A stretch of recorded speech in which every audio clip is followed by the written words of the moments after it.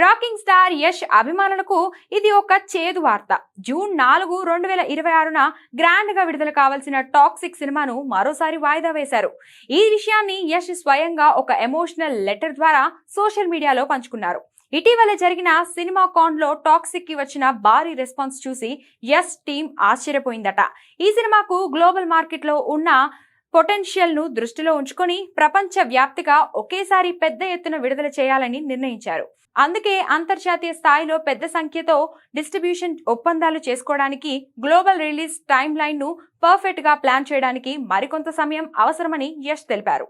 భారతీయ cinema global stage పై గర్వపడేలా ఉండాలని ఉద్దేశంతో ఈ నిర్ణయం తీసుకున్నాం అని యష్ తన లేఖలో పేర్కొన్నారు.